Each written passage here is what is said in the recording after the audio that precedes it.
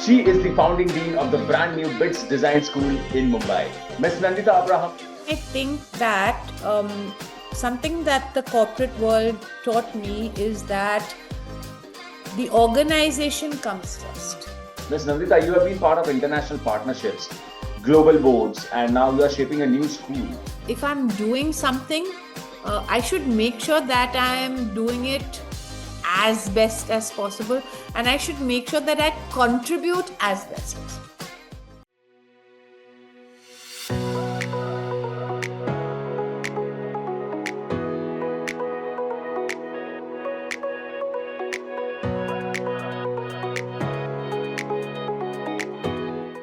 Hey everyone, welcome back to FaceTime with Leaders, powered by Directors Institute, World Council of Directors. I'm your host, Sunny Pancholi, and today we are diving into a world that combines creativity, education, leadership, and the future of design. But not just in the classroom. We are talking about building institutions, creating global industry partnerships, and shaping young people into leaders for tomorrow. Our guest has spent over 25 years doing exactly that. She has worked across the US, Hong Kong, India, led Pearl Academy as its president and CEO, built powerful global collaborations, and today she is the founding dean of the brand new BITS Design School in Mumbai. Ms. Nandita Abraham, it's such a pleasure to have you with us today. Thank you, Sunny. It's lovely to be here and looking forward to our conversation. Exactly. All right. So, Ms. Nandita, whenever I look at your journey, what strikes me is how many different worlds you have navigated: design, corporate, education, leadership. But let's keep it this question very simple. If you had to pick just one or two moments that really shaped you, what would they be? Maybe a tough challenge or a decision you still look back on with pride? Maybe, Sunny, one is that when I was young, my father had a transferable job. He was with Levers, and every 2 years we were in a different city, different school, different friends, and I hated it because I always thought when I was leaving one place that I would never meet, good people again. I would never have friends again. I was leaving my whole world behind, etc. But when I look back, that has given me like an amazing confidence. I know for sure that wherever I go, there are good people, there are interesting things to do, there are relationships to build. And that fear of the newness has completely gone from me. So you can throw me anywhere, and I know that things will work out. Great. That's a great start to this conversation. So, keeping it alive, you have been in very different spaces: corporate boardroom at Arvind Mills, classrooms and labs at Pearl, and now launching a design school at BITS. If you think about it, the corporate world and academia often feels like complete opposites. So, what's one thing industry taught you that completely changed how you worked in education? And one thing academia taught you that shaped how you now deal with industry? Yeah, lovely question. Sunny, I think that something that the corporate world taught me is that the organization comes first. Everything that one does has to be towards the organization's goals, not towards your benefit. Everything that you do in the organization also depends on the chair that you're sitting in, because there are responsibilities for that chair. And I think that is something that I've tried to bring into academics, which in some ways is much more insular. If I'm a professor of a particular subject, I teach that, I do research papers, etc. And my goal is in some ways my self-promotion and my students' promotion. The organization is not thought of as much. So I think that that's something valuable that I was able to bring from industry into academics. The other way also, I think, is really important. In academics, one takes some time out to understand, and especially I'd like to say maybe design academics. In design and design academics, you have to take that time out to really understand the problem, to really understand the situation. That is in some ways more important, that is what we call research also in some ways, is more important than actually solving. Whereas in corporate, everything is looked at from an Excel sheet, and everything is like based on time, capacity utilization, efficiency, and looked at through the eyes of the numbers and the Excel sheet. And really, that thought is not being given to what really happened. What is really the issue here? And should we spend some time understanding the issue before just going out and solving it? So I think that that's what I bring from my academics to the corporate scene. Does that make sense? Absolutely, and that's fascinating, Miss Nandita. The way you translated boardroom lessons into classroom impact, that really stands out. And it's impressive how that corporate insight shaped how you engage with students. So it makes the connection so tangible. Yeah, it's I've been very fortunate, yes. Great. Of course, so let's talk about technology and how it has transformed everything around us, from classroom to boardrooms.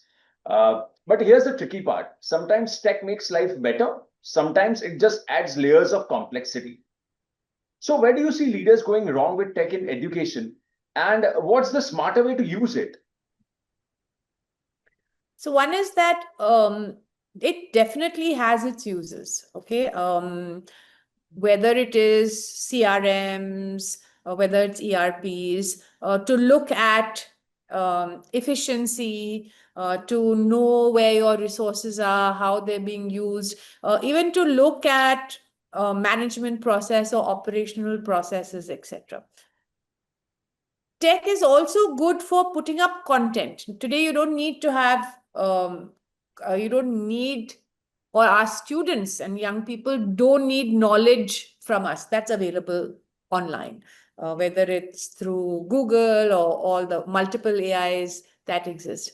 But tech should not replace the guidance or the wisdom that a person has. This can be in, in corporates or in education, because tech doesn't have an instinct.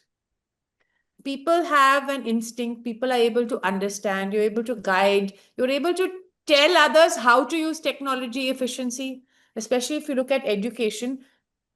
Everybody has to use AI today. But what are we using AI for? And are you getting the result that you wanted? Are you using AI to develop something that you wanted?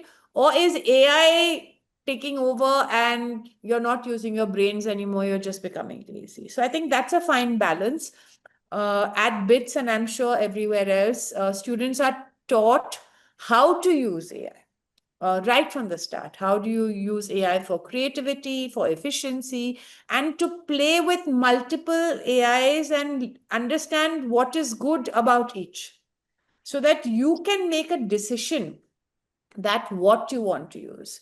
You can also design for AI and with AI, meaning that you can also design AI so that you get the output that you want. You don't have to know, no longer do you have to just be somebody who puts in some input and gets some output. You can also plan and design with AI so that, and help it to give you what you want. I think it's an exciting world.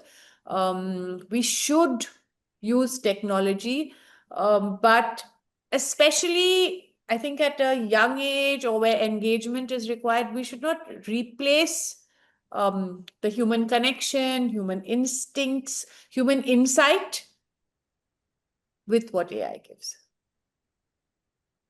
Rightly said, Ms. Nandita, and that really illustrates the complexity of integrating technology. It's not always as smooth as it looks, but yes, it is around us, and we have to make the best of it.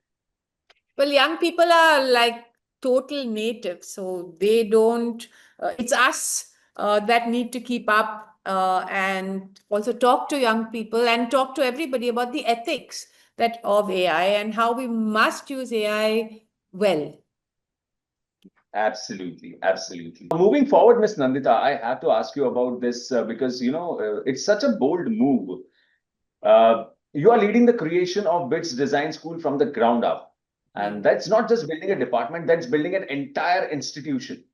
So, for someone listening right now who dreams of starting something future ready, whether in education, business, or creative industries, What's the very first step you would tell them to take? Um, I think the first thing would be that understand what exists. Okay. Because you're not there's no point really creating a replication of something that exists. You can go ahead in two ways. One is to make changes to what exists, to make it better usable, to make it more efficient, to improve the price, to improve the experience that the person has. And the other is to see that what is the gap, and is there something missing that one can fill. I think this should be the first step. And shall I give an example with the BITS Design School and what we've done, or how we looked at that, Sunny? Okay. Yes, So please, there are absolutely. Yeah. many, let's look at it this way. There are many design schools in India, and they're all good. And all the students get jobs at the end of it. They fulfill their purpose. But when you look at them, um, most of them or all of them are working in silos. So you join, and then for 4 years you do product design, graphic design, UX design. Okay. So that need of the specialized craft designer is already filled. So when I came here and when we had conversations with the chancellor, etc., that like if BITS was to come into design, what could we do? And then we said, okay, this need is being fulfilled. But what is not being fulfilled? So what is not being fulfilled is looking at how design can work in other industries. Can you design public policy? Can you design traffic, road signals, systems, livelihoods? So how do you? So for that design, there doesn't exist a college. So how do we create something that looks across disciplines and develop someone who may not be the best at a particular craft, but can think across disciplines and can be a designer for the future, working with the existing designers. So one needs to find either a gap or a niche and study it, and then make sure that you really believe in it before going ahead. So that's my number one advice. The second thing is to partner with the best. Find the best in the world. Don't like settle for anything less. Be ambitious, reach out. Today everybody is accessible. So find advisors who are the best in the world, find partners who are the best in the world. um, because you don't need to say BITS Pilani is 60 years old. I don't have 60 years to make the best design school. So find out today who's doing amazing stuff, who can help you in what you're doing, and reach out and partner, because collaboration really is a very strong way to go ahead. Does that answer your question? Absolutely, and that's a really practical approach. It's fascinating to hear how the first step set the tone for everything else that follows. Great. All right. So, shall we move ahead to the next segment of questions, or shall we stop for a quick rapid fire round? Because this is the favorite part of my podcast. So And if it's the yeah, favorite part of your podcast, then we should do what you want. Yeah, it's your so podcast. there is no overthinking, just the first thing that comes to your mind, instant quick answers. Okay. Okay. Right. So, Okay. here I should you the first question. The book Sure. that changed the way you think. A Poisonwood Bible by Barbara Kingsolver. Do you want me to say Great. why also? Oh, just one line. Okay. Not at all. Yes, this is rapid fire round. Yes. Quick Okay. answers, one word answers. Okay. Okay. A city where you feel the most creative energy flowing. Delhi. Great. One design or design trend you secretly wish would never come back. Maybe those polyester bell bottoms. Okay. All right. Coffee, chai, or something else, or what powers you through long days? Coffee. Coffee. All right. The boldest career move you have ever made. 2011, when I left pure academics and moved into academic management. All right. Next question. If not in education, what would you be doing right now? Traveling the world. That's great.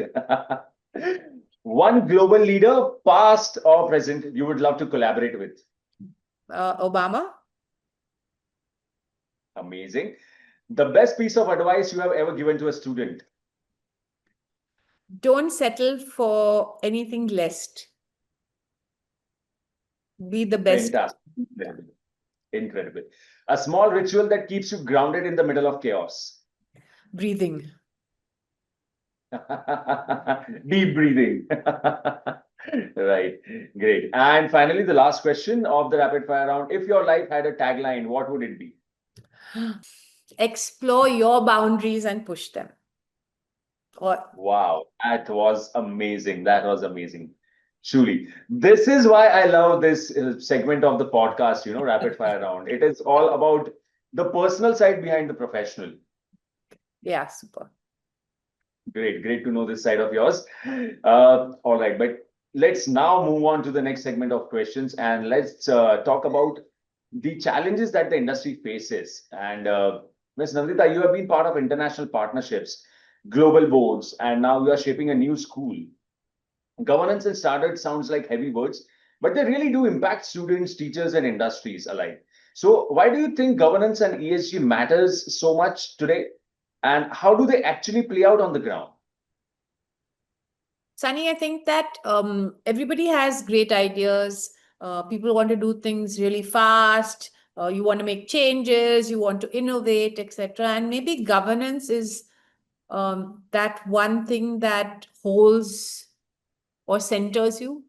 So at every stage, one has to think back and say, am I doing the right thing? What is the impact it's going to have today on the company, on the people, on the environment, on the future? What is this shift uh, going to impact in the future? So I think governance, ESG, understanding about like people, environment, understanding about regulations, because all these things are created for our safekeeping. It's like having a buddy maybe to ask you a question back saying that, are you doing the right thing? And that's something that's really important. Any innovation of, let's say, and I don't want to sound really old, but let's say vape. It was an amazing innovation. Or nylon, not nylon, plastic. It was an amazing innovation. But did one ask the question then that what is going to happen? Is this something that you want to be related to in the future? Is it the impact, the impact of this and how it can be used? Would you be proud of this or being a part of this in the future? And what are the guardrails that one can create? And I think governance is really the base that makes you sit back and think. That's really thoughtful perspective, Ms. Nandita, and it's clear why these principles are non-negotiable today. And it's equally impressive how you connect long-term strategy with ethical decision making. Yeah, I think because day to day there's so much happening, you want to do so many things, but it's really important to think long term. Sometimes even a board does that, or your senior leadership circle does that, where you bounce off an idea and then somebody will say it back to you that, yeah, this sounds great and maybe this is going to raise your EBITDA in the short run, but in the long run, what is the impact that you're having, and are you going to feel proud of having made this decision today? I think that's why also around the world guidelines are created to help us make the right decisions. Absolutely, absolutely. So, before we wrap up, I want to ask you about something closer to home. You have recently connected with Directors Institute. So, what was it about the institute that drew you in? And how has being part of that community influenced the way you think about leadership and governance? Okay, so I am on a board of a very large manufacturing company, and I have been approached by a few others also. I may be going on to a second one. But I really felt that if I'm doing something, I should make sure that I'm doing it as best as possible, and I should make sure that I contribute as best as possible. So I can contribute with what I know today, but I thought that being a part of the Directors Institute it gives me opportunity to listen to the stories of other people, to listen to examples and case studies of what has happened in other companies, what decisions were made, why those decisions were made, what is the best decision that can be made. And my total intention is that when I'm on a board, I am able to contribute and give the best to that board. Being an independent director is something that I think is has a lot of potential. Of course, I am learning all the time, but for the organization also, if you have a group of directors who are contributing, who are your guardrails, who have ideas, who have seen what's happening in different companies around the world, I think it's beneficial to the company. So that's my intention with the Directors Institute, and it's been great so far. Ms. Nandita, that really highlights the value of peer learning and exposure to diverse leadership perspectives. And it's impressive how the Institute's approach connects to your work across education and corporate spaces. Thank you, Sunny. You must be meeting lots of interesting people, so that's good for you also. Absolutely, yes. So let me tell you, Ms. Nandita, this has been such an insightful conversation, truly. And from your early career in corporate and global design to leading transformation at Pearl, and now shaping the future of design education at BITS, your journey is nothing short of inspiring, truly. What really stood out to me today is, how you have shown that leadership isn't about choosing between creativity and structure. It's about blending the two to create lasting impact. Yeah, I think I've been really lucky, and a lot of this also happens by making sure that you have the right people around, by making sure that people around you are maybe smarter or more intelligent or know more than you in every environment, because that's how you can keep learning and make sure that you're doing the best that's possible for the organization. So, Ms. Nandita, thank you so much for sharing your stories and lessons with us. It's been an absolute pleasure having you here on FaceTime with Leaders. Thank you, Sunny. All the best. Thank you so much. And to our listeners, I'm your host, Sunny Panchuri, and this has been FaceTime with Leaders. Until next time, stay curious, stay growing, and lead with purpose. Signing off. Thank you so much. Take care.